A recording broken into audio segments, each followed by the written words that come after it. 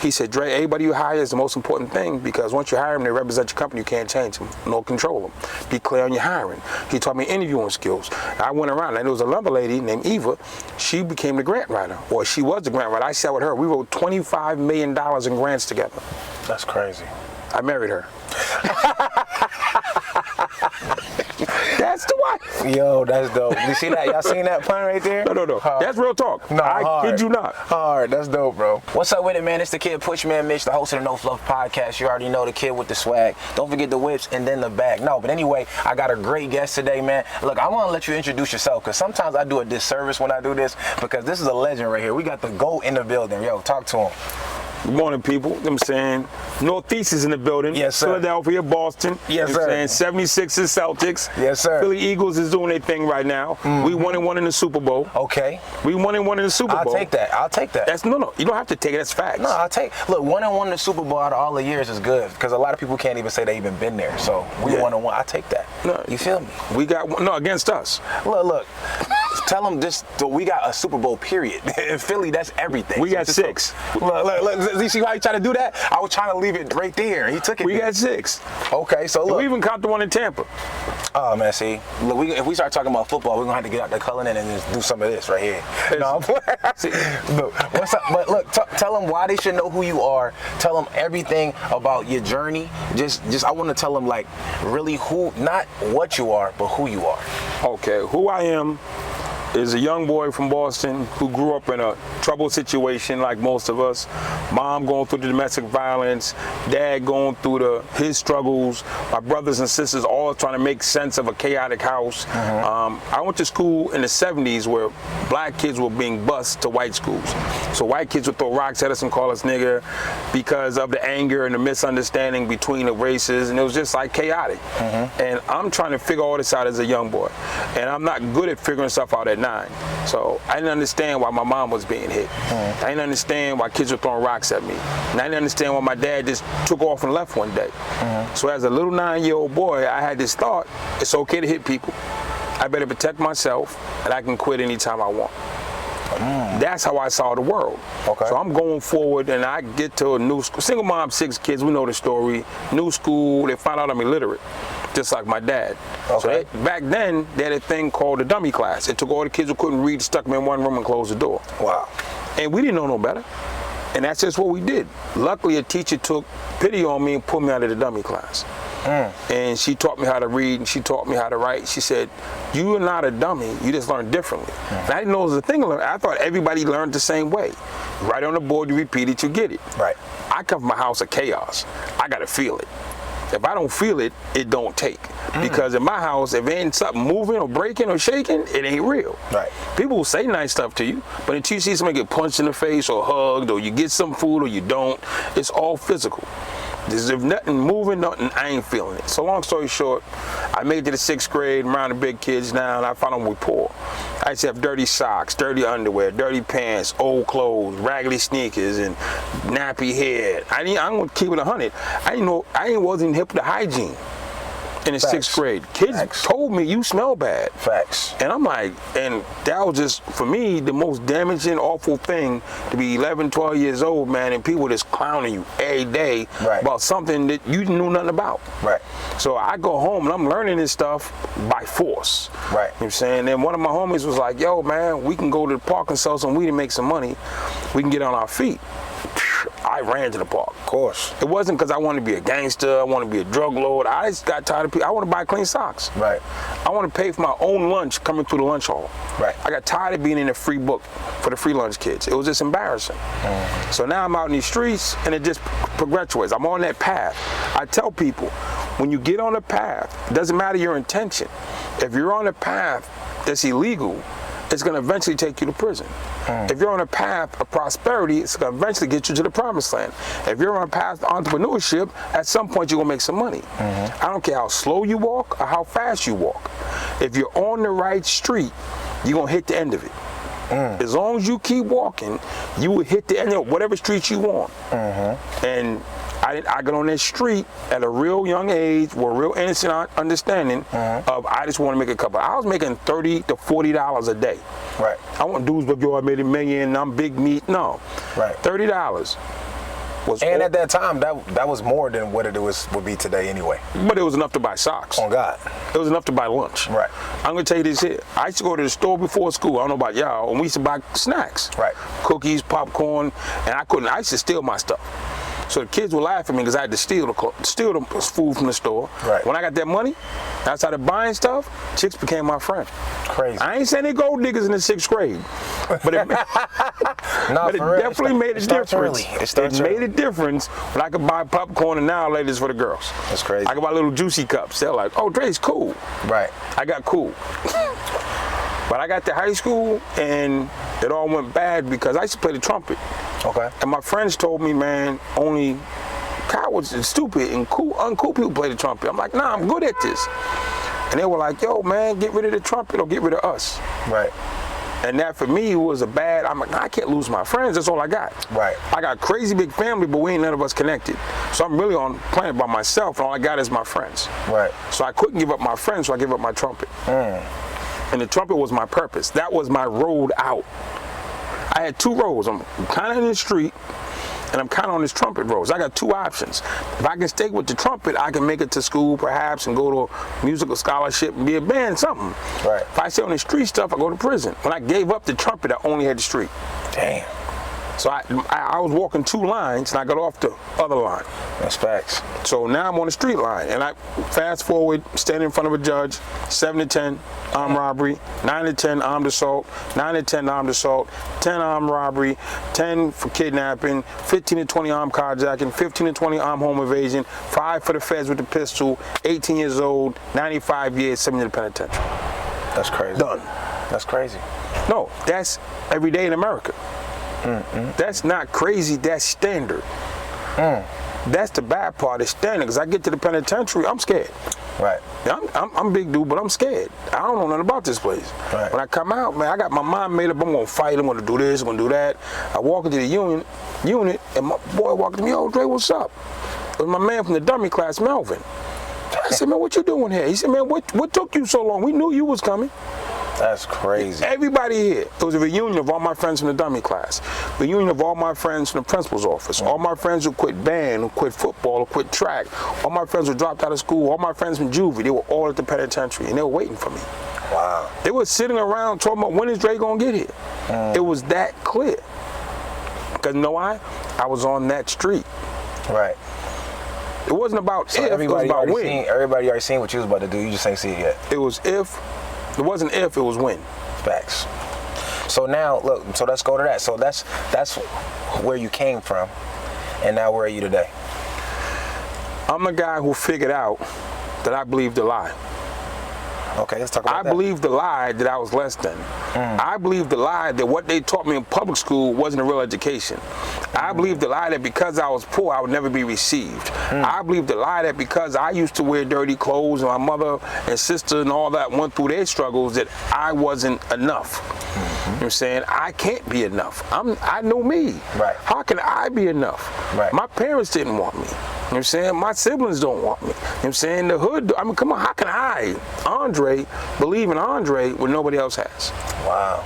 So I believed the lie that I didn't matter. So when I got to prison, I acted like I didn't matter. Until I finally had my epiphany moment and I had a decision to make. I'm like, yo, I'm the king of nowhere. Let's talk about that. What's that mean? The king of nowhere? King of nowhere. 8 attempted murder charges in prison. Kicked out of 9 different states.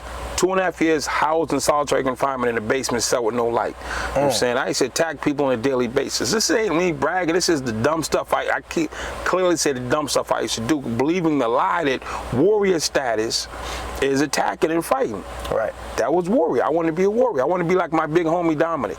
Because Dominic's the big homie, and that's what he do. I want to be like him. Right. So this wasn't even my idea. I'm living somebody else's idea. Believing a lie that my ideas weren't good enough. Believing a lie that my thought process didn't matter. So I'm copying somebody else's life. And ain't no other way to put it. Okay. I was not living the life given to Andre. I was living a life that wasn't even given to Dominic that he was living. I don't know where he got it from. Right. But I was getting it from him, and he got it from somebody else. The hand-me-down life of people that don't work. But you still gotta give them concrete on where you are now. Concrete? Where are you now?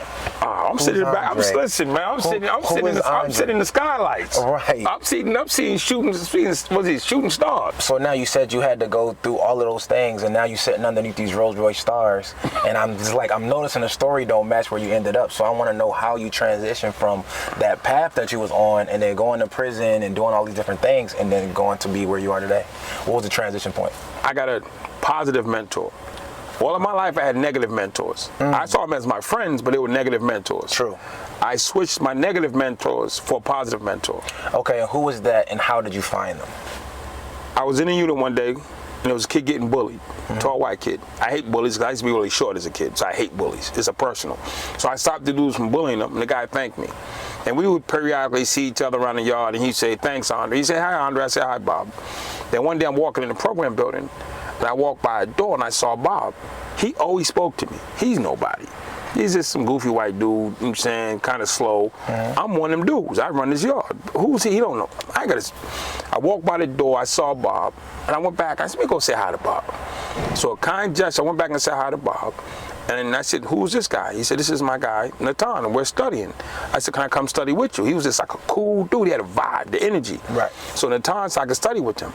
So I'm sitting down studying with him. He became my mentor. He's teaching me all positive stuff, how to be human, you know what I'm saying, how to be respectful. I mean, he's teaching me all this wonderful stuff. He's an old white rabbi. I didn't even know he was a rabbi. I didn't know what a rabbi was. There didn't know rabbis in my hood. They said, why are you going to Jewish services, Dre? What are you talking about? He said, that's where you sit with the rabbi. I said, man, that's Natan. They said, he's a rabbi. I said, what the hell is that? Right.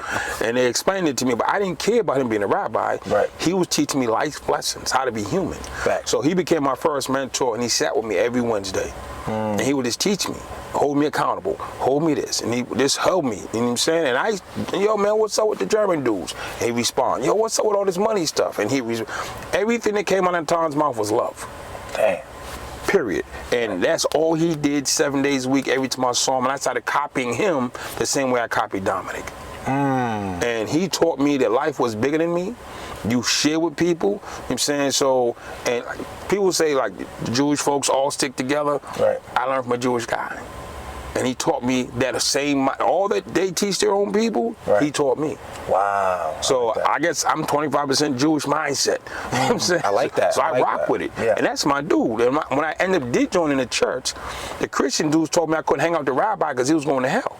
Because he wouldn't profess God. I said, listen, man, use a lane. I can't say the words I want to say on here. I'm saying use a lane. You ain't never ran nothing around here. And wherever Natan spends eternity, I'd be privileged to sit next to him. And if you want to see Jesus, I can get you there. Don't forget, I'm still that dude. They were like, nah, you know something? You can keep him as your friend. I said, I appreciate that because you don't have the right to pick my friends. It's facts. So mentor 1, Natan. Mentor 2, Pat Dempsey. Catholic volunteer, he just come every week and he sit with me, help me write my book. Okay. Then people decided saying, Dre, you're gifted. They used to say, Dre, you're crazy. Man, Dre, you're wild. Dre, you're dangerous. My old mentors / homies, yo, Dre, here's a knife. Yo, Dre, here's a bag. Yo, Dre, here's some contraband. Yo, Dre, let's go make this move. And it was all damaging my life. But they love me. Right. These dudes just met me and they're like, yo, Dre, you can be great. You can be powerful. You can be impactful. You can change the world. And they started giving me all this positive mentorship. I ain't turned my back on the homies, but I stopped listening to them.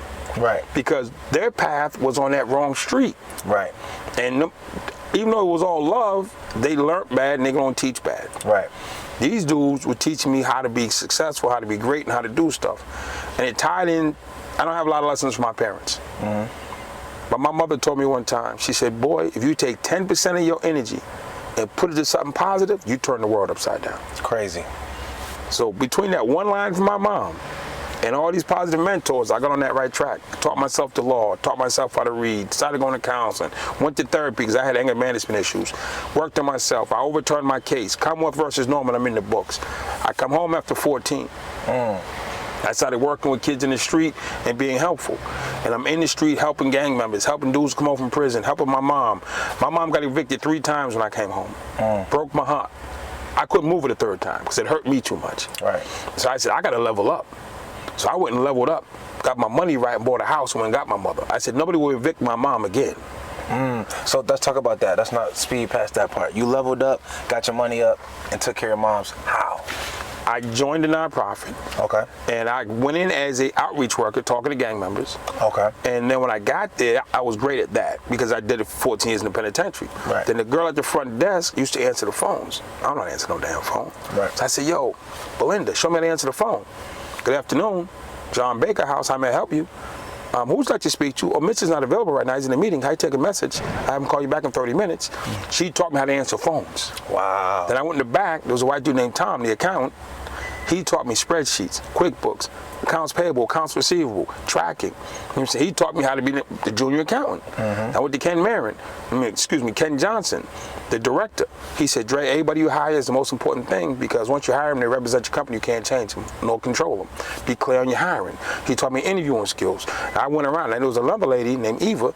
She became the grant writer, or she was the grant writer. I sat with her. We wrote $25 million in grants together.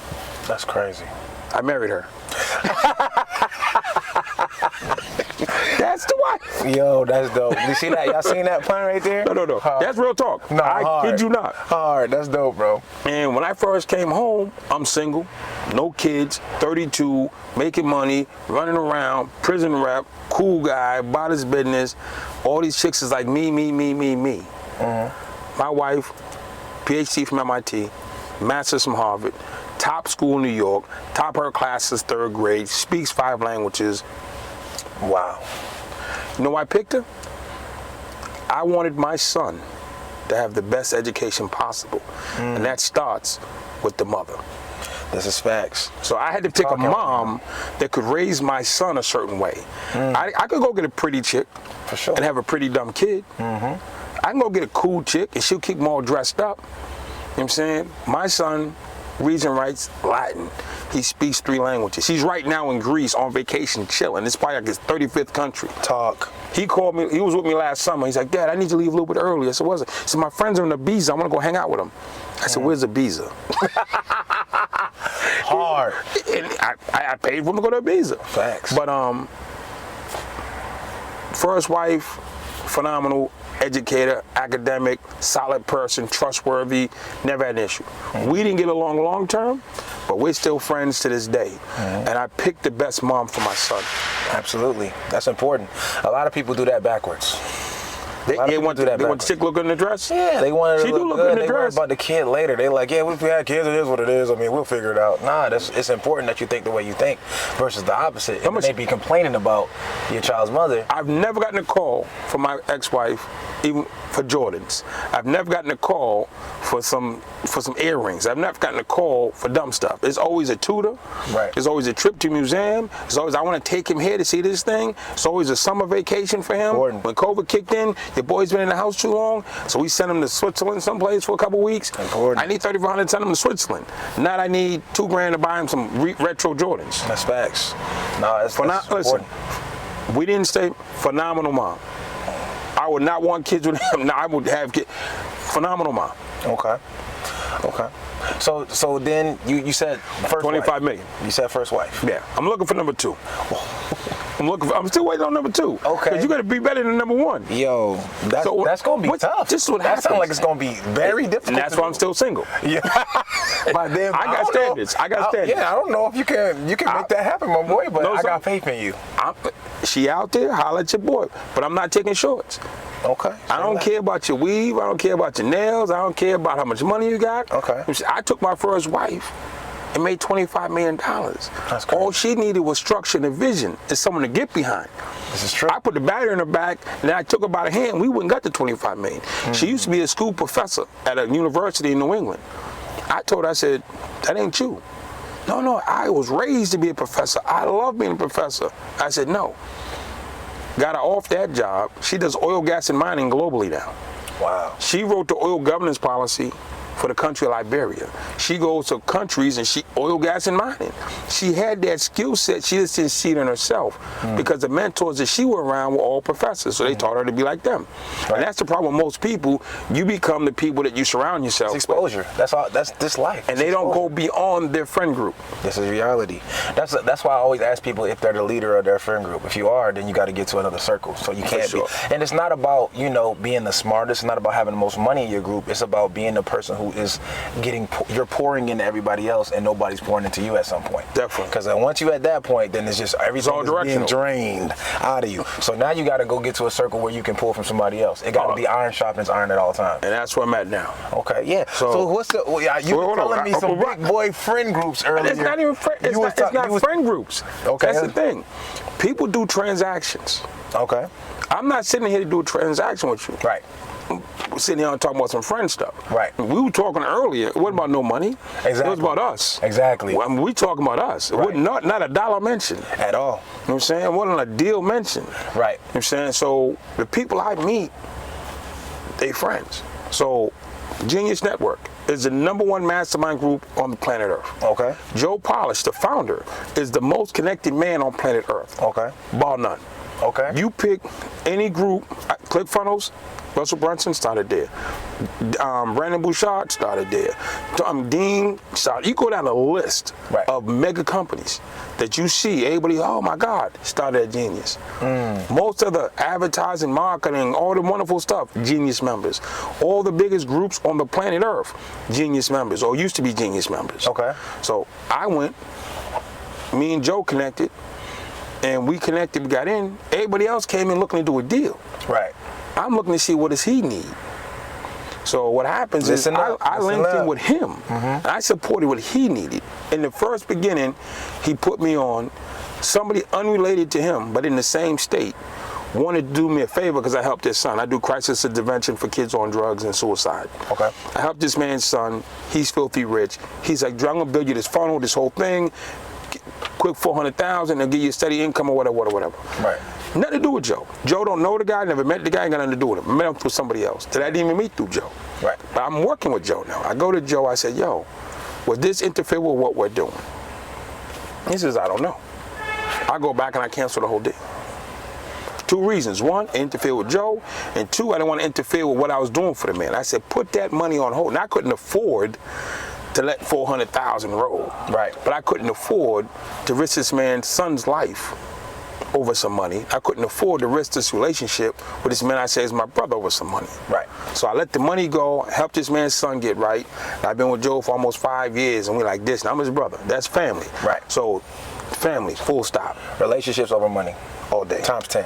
So, and you got a gift. I talked about my brother Rob Coates, and you are very similar to him. He called himself the connection there.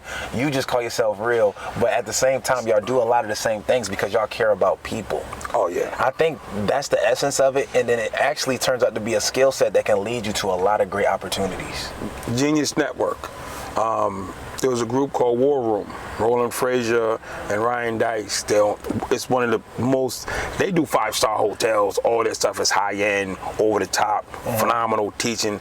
My guy. Okay. You know what I'm saying? So I rock with Roland. You know what I'm saying? And there's COO Alliance with Cameron Harold, one of the top coaches on the planet Earth. Okay. You know what I'm saying? And you can just go down the list. COO Alliance, CECP. I met a guy online, didn't know who he was. He did a Zoom with me, showed him some love, we kicked it. I supported him through his crisis. At the back end of that, he said, man, you helped me with no expectation, didn't know who I was, just on the strength of me being human. Right. He said, I'm going to help you out and introduce you to some people. The first group he introduced me to, a $21 trillion association called CECP, Chief Executives of Corporate Purpose. I am now, after 2 years of development in the relationship, a fellow for CECP. Wow. And when I came to their conference last year, they don't pay you. You come in and you pitch your stuff. And then all the companies, Apple, Best Buy, AIG, BlackRock, this bank, that bank, this insurance company, 230 companies that generate $21 trillion was in the room. I told the man, I'm going to stick with them. When I got on stage and do my boom, I make people cry, fall out, and clap and laugh. All these companies started rushing at me. Right. 3 of them called me, tried to hire me. All billion-dollar companies. Right. They said, we want to hire you. What I told them? Go see my man. That's the most important part of the story. You tell them to go back to the guy who put you in the room. Yeah. Now, everybody that comes through that process, I'm allowed to make my own deal. Right. There's no prerequisite, there's no contract. It's just integrity. Right. I told this man, I came to rock with you and help you build your thing. Right. So when they offered me, he's like, yeah, I heard that before. As soon as you get a deal offered by one of these billion-dollar companies, I ain't gonna hear from you again. Right. I got 3 deals offered.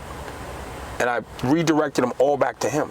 I called him, kept on, we flew up, we had lunch. He said, I'm gonna make you a fellow for our home office. Now, instead of having access to 3 companies, I have access to all 230. Bar. 21 trillion over maybe 200 billion. Ain't that crazy? Don't go short. Most people would pick the first option though. Why you think that's true? Because they don't believe in themselves. Okay. And I think it's also we just lack of experience, because us in our community, we think the higher percentage is more important. I was having a whole discussion about this at the gym the other day. I'm at Lifetime, and we're talking about business. And I came from the hooping background, so I played basketball. So basketball is plan A, everything else was nothing. You know what I'm saying? So we don't have really business mindset. We don't understand that stuff. We just know if we can hoop good, they're gonna give us a lot of money. If we can keep doing it, they'll give us more.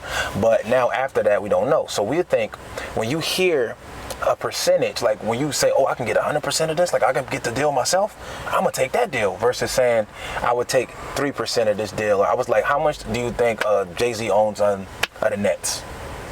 Probably less than 3%, yeah. 1%, right? It's 1%, but it's $1 billion company, so we don't think that way. And he only literally in this conversation I had the other day at the gym, he was like, man, what? He don't own 1%. I'm like, listen, this dude might not even own 1%. He might own and like you could still sell a percentage of that one and eat. I was like, that's wholesaling in reverse. Exactly, but we know that now. Yeah. But you gotta imagine, like anybody else in your position would have probably jumped on the deal. Why didn't you jump on the deal? What happened in your life that made you learn this skill? I play long term. Everything's long term. Because when I did short-term stuff, you got to keep doing it. You got to keep doing it. Right. So I could have snatched that one contract from that one company, and when it runs out, I run to the next one, and run to the next one. Then I'm looking at the percentages. I can run off with these 3 contracts and juggle them, or I can stay connected to the base. Right. You know what I'm saying? When I came home, you know what my best friend was? My parole officer. You know why? She knew more about everything that I was dealing with than anybody I knew. So she knew the jobs. She knew what the pitfalls were. She was the one that can decide if I went back or not. Right, that's crazy. So if I'm showing her I'm working hard, if I'm showing her I'm trying to do my best, if I'm showing her I'm trying to do right, if I push come to shove, she'll give me the benefit of the doubt. Right. But if I'm dipping and diving and running and she got to track me down, I'm not going to get the benefit of the doubt. And one time I needed the benefit of the doubt. So that's what started it there. Yeah. It has to start, because I always be wondering, like, you got to learn that. Like, that's not something that you just go and go do. Like, this is a fact. In prison, I learned tons of stuff. Right. I watch people do short hustles, and the thing in prison, whatever you do, it bounces back really fast because there's a 40-foot wall around this place. Right. So you could go steal somebody's cell, get 3 bags of dope and don't pay it, or whatever your thing is, but you're going to be here come Friday when canteen day come. Right. So you got over today, but you going to pay like dearly come Friday. That's crazy. So I learned making short plays doesn't work out. Yeah, because in our culture, we hear a lot of flip. I got $10,000. Mitch, help me flip it. I'm like, you just want to make $20,000? Yeah. I be telling them people, I be like, you just know $20,000? I was like, how long were you trying to flip it? Like, how long you need? They're like, man, I don't know. I guess, like, I want to flip it. Literally, our mentality is next year. I'll be like, $10,000. You want another $10,000 by next year? Just give me $10,000. Give me the $10,000. I'll give you $20,000 next year. I'm gonna do Bank of America on you. No, for real. I'm gonna run 100 plays and then give you that $20,000 back next year. But the thing is that the reason why that's the thing is because we have to unlearn all of the nonsense we heard about business and credit and stuff, and then relearn. You know what I'm saying? So, but what you did is important, and I want them to really hear like what you said. But it wasn't really you believing in yourself all the way. It was you believing in the source. Yeah. You knew the value. Oh, you got to stay connected to the truth of him. Like you was like, it wasn't just okay. These deals is cool, but I rather connect with him. It was like I believe that this is where I'm supposed to be, and that I need to be loyal to this source. And you understood the value. So that's you understanding. You can't be loyal to 20 people. You can't be in 20 different gangs at the same time. LeBron can't play for 20 teams at the same time. Okay. I'm saying Tom Brady plays for one team at a time. That's how this works. Right. You can't be on 5 teams because you break yourself down, you distort yourself, and you can't be your percentages. Fact. I need to be 100% all in on something, then 20% all in on 5 things. That's his focus versus balance argument. Focus versus balance. You know the argument that you can't have both. It's impossible.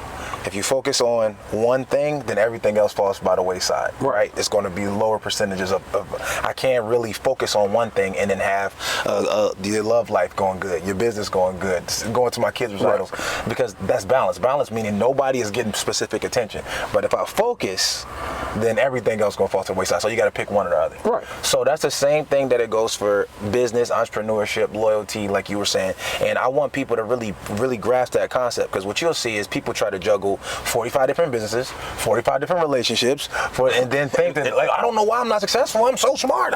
I'm doing everything right. No, you're doing everything busy. wrong. You're being busy. And then people confuse busyness with being productive. Oh, that's crazy. Yeah, people confuse being busy with being productive, and you'll see, like, when we already knew that. When I used to be I used to be working 3 jobs. I was working at Applebee's, I worked at Dillard's, and I worked at Sports Authority at the same time. And I was like, damn, I still ain't got no money. Your closet was nice.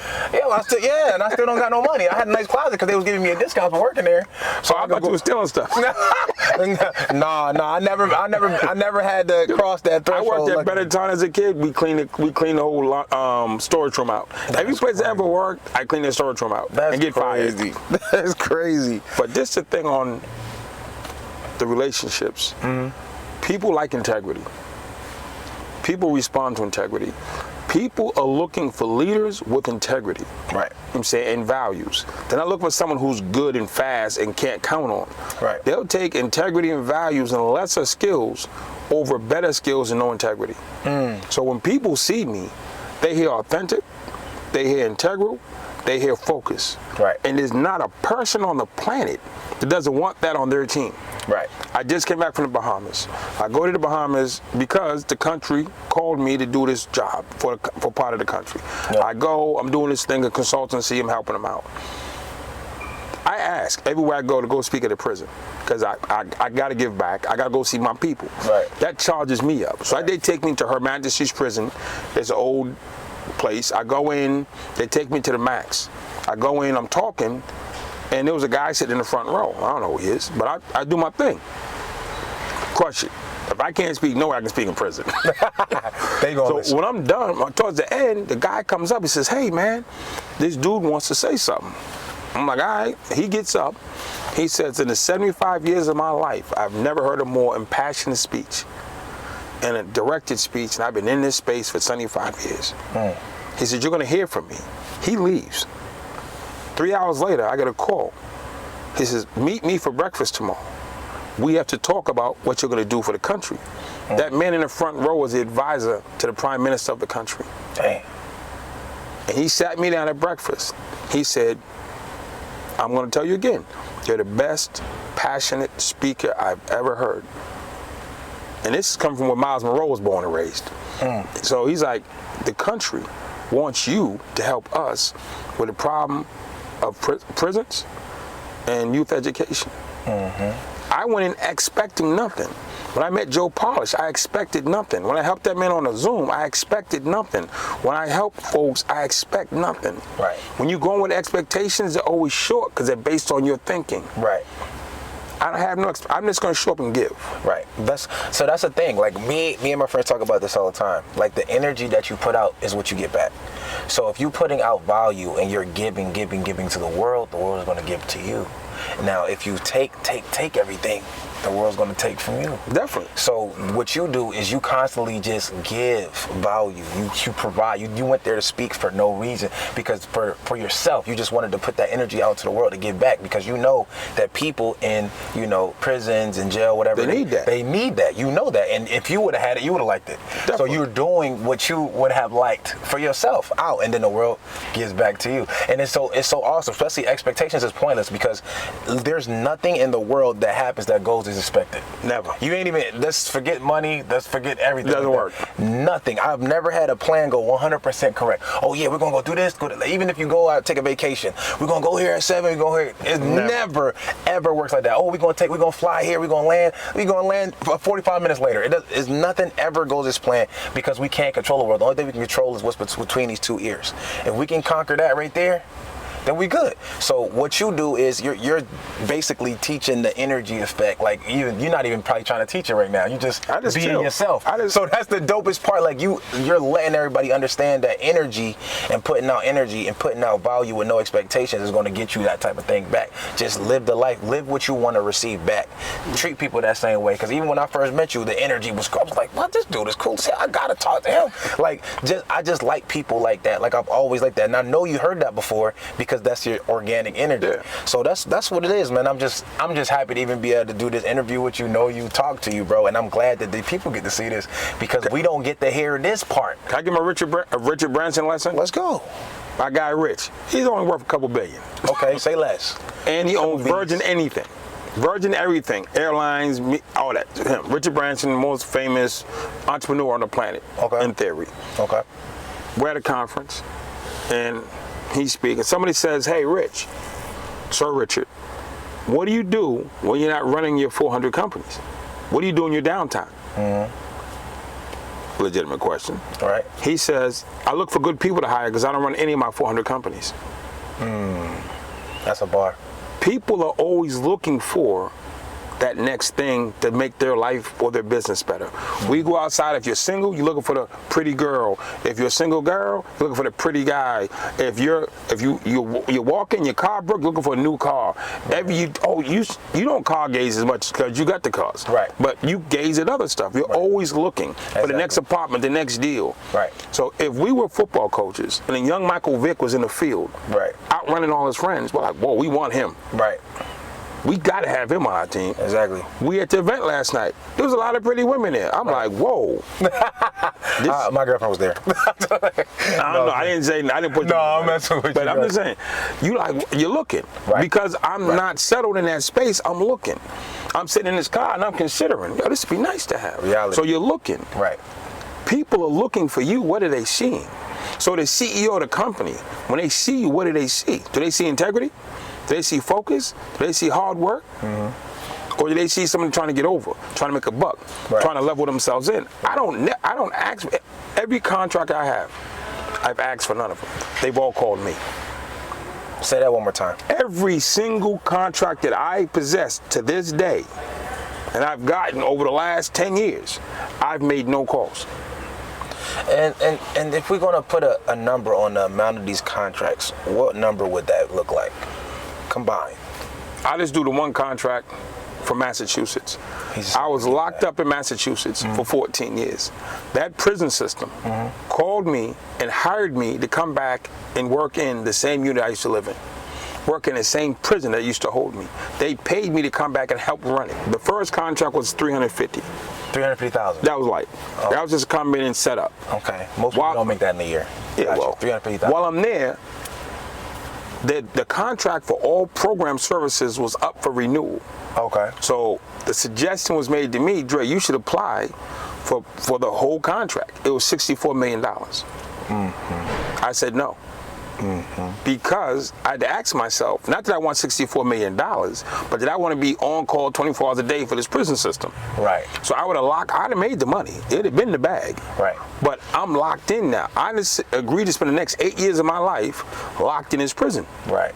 No. Nah, negative. So that was a negative. Right. So I said, instead of 64, let's do 1.6 a year for 8 years.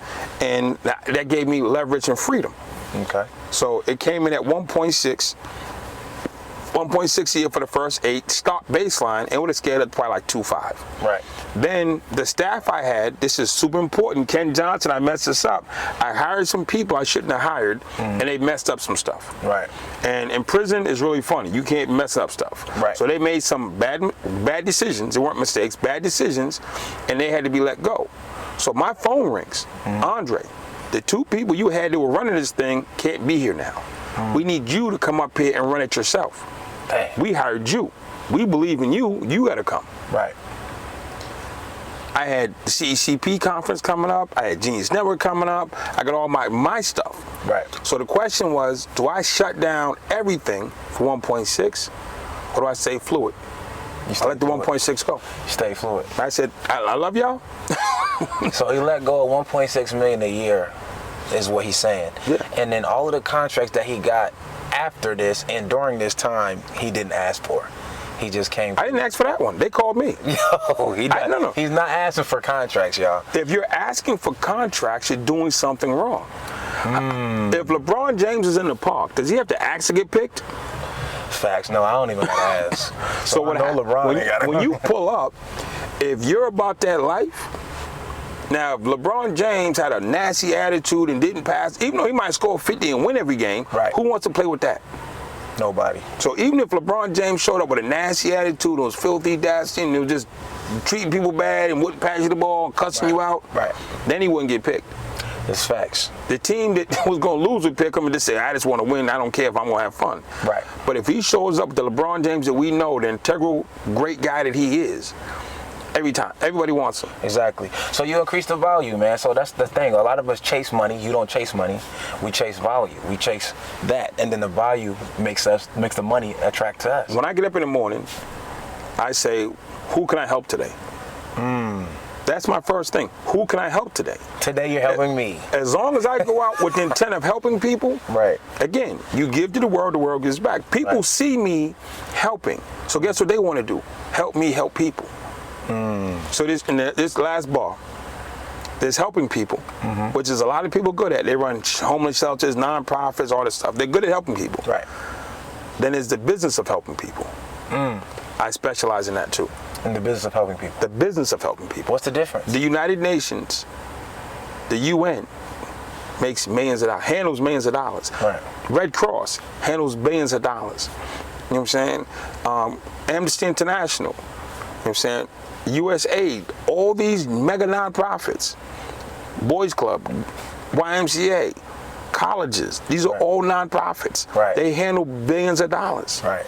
So they're in the Red Cross is in the business of helping people. Right. Go to your Google and look up the annual budget for Red Cross. It's going to be in the billions. Dang. Look up the annual budget for USAID in the billions. Look up the annual budget for Boys Club, Girls Club in the billions. Look up the budgets for any of these things. Just go to Google and say budget for Boys and Girls Club of America. Budget for, you know what I'm saying, these different things. And you're going to see it's in the billions, but it's a nonprofit. Right. Rolex is a nonprofit. In the business of helping people. Hard. So if I want to give you some water, I'm going to go give somebody water. Homeless people in Atlanta, I'm going to give them 3 bottles of water because I feel bad. Right. And it's going to make me feel better. 3 bottles of water I can buy from the corner store and deliver myself. Right. But if I want to do 10,000 bottles of water, now I need trucks, I need refrigeration, I need staffing, I need HR. It just became a business. Exactly. Money attached. Yes, sir. He just coached just now. Did you pay attention? Okay, anyway, well, we got to get up out of here because me and him could talk all day. We're going to do a part 2 just for y'all because I just love talking to Andre anyway. So I want you to tell them where to find you on social media. I want you to tell them, like, if you got anything for them to reach out to you to even get in your mentorship because I feel like you need to be just coaching other people to be more like you, my guy.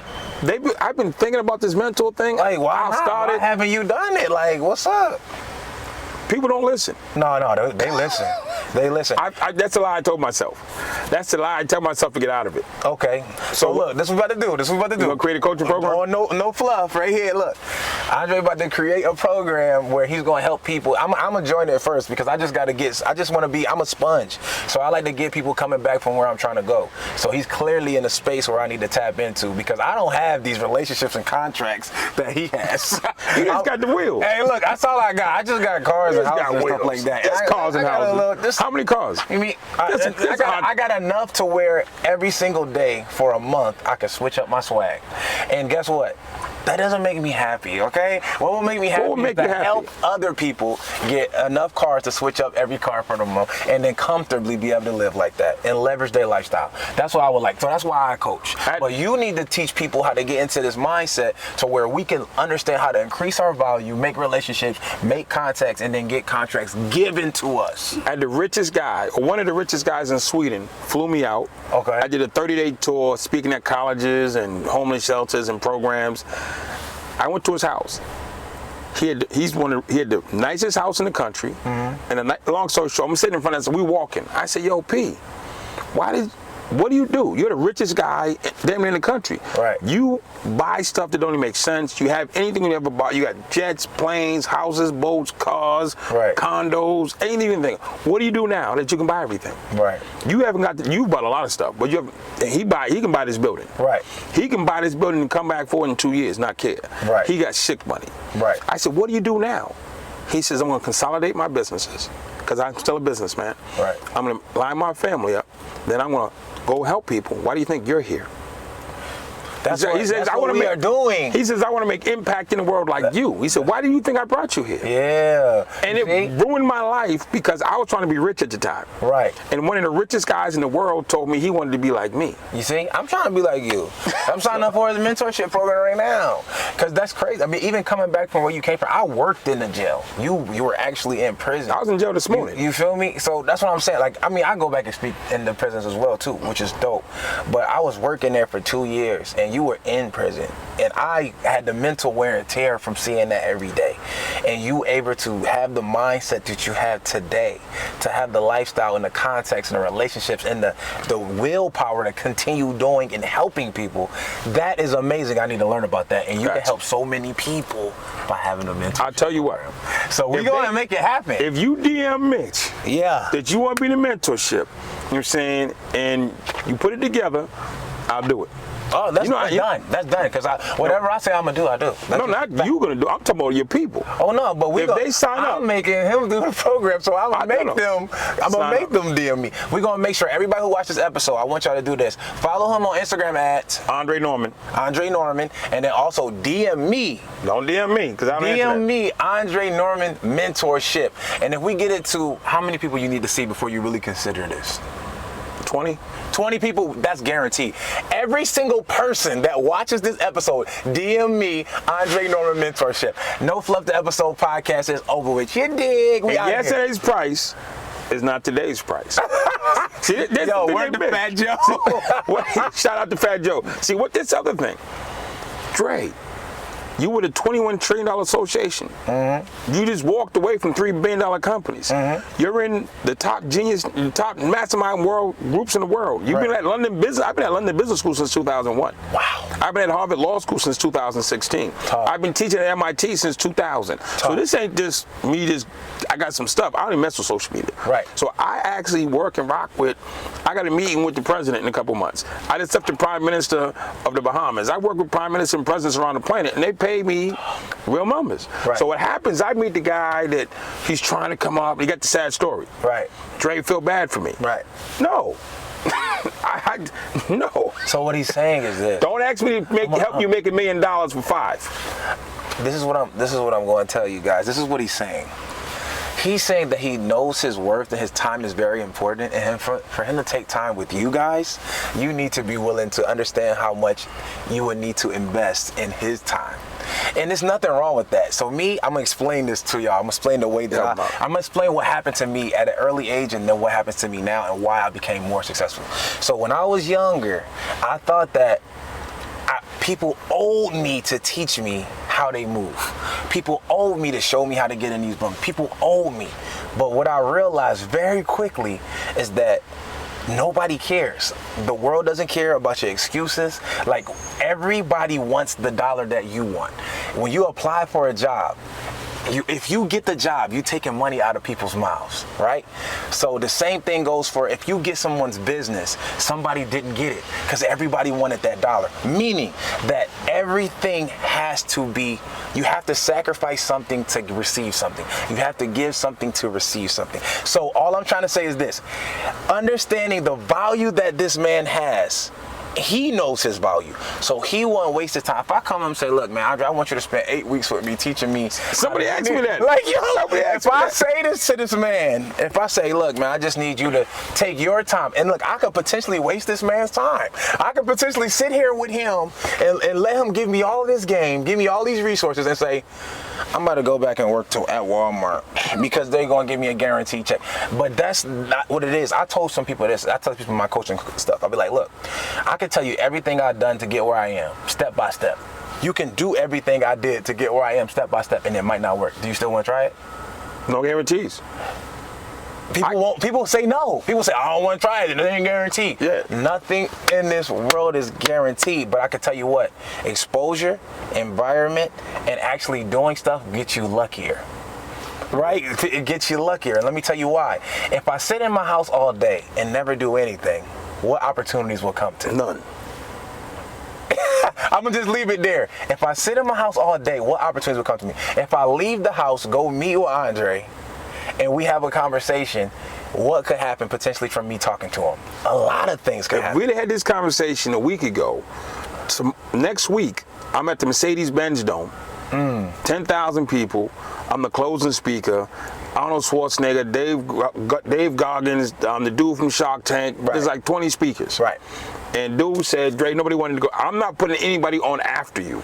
He said it'd be disrespectful. This is a fact. So understand this. I would If we could have, I would have taken them to the Mercedes-Benz Dome. If you were in my class, they gave me like 10 tickets to bring people. You'd be in the green room with Dave Goggins, Schwarzenegger, and all the rest of these. Had we had this coaching program a month ago, I'd have signed at least 10 students up and took them to the Mercedes-Benz Dome. So the value is unmeasurable. So there's no price that we can pay to get this. So, and look, this. Do you want to go? I can try to add you. Like today's like really, it was the last time. No, don't try to add me. No, it was cut off was 9. I want to text me. Add me. Send me a picture of your joint. I'm gonna wait. get you added. Wait. I'm taking advantage of this. Because you come in, we gonna do the IG. What you want to send me your address? Just send me a picture of your driver's license. Oh, say that. They got presidents and stuff coming. All right, listen, I got stuff to do, but y'all get what I'm trying to say. So we're not gonna miss no opportunities like this. So if y'all serious and not curious, I do want y'all to DM me. We're gonna create the program just for y'all. So if you want to tap in, watch this episode, then go hit my DM. We're gonna get busy. Like, yo, shout out to Andre, man. He came through and flamed it, man. We out of here. Coaching and the culinary. You feel me? No fluff.